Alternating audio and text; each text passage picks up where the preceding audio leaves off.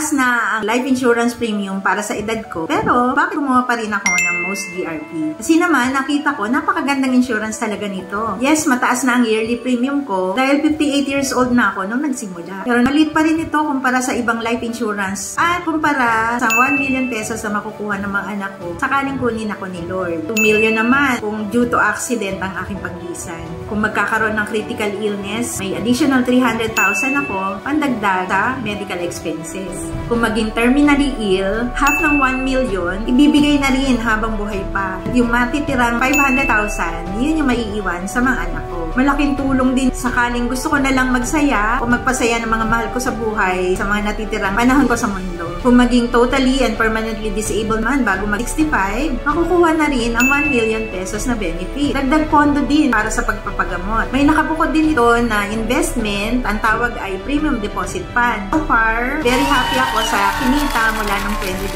2021. Insurance ang isa sa mga topic na iniiwasan ng marami. Pero napakahalaga nito, lalo na kung mahal natin ang ating pamilya. Nung pumanaw ang aking asawa, malaking tulong yung nakuha namin sa insurance niya. By the way, kahit nasa abroad ka, pwede ka mag-sign up for Most GRP. Basta, active member ka lang ng IFG. Gusto mo rin ba magkaroon nito? Sige, mag-message ka lang para masendan kita ng free quotation at mag-guide kita. Ako si Lucy Padolina, ang inyong Chinky Mom.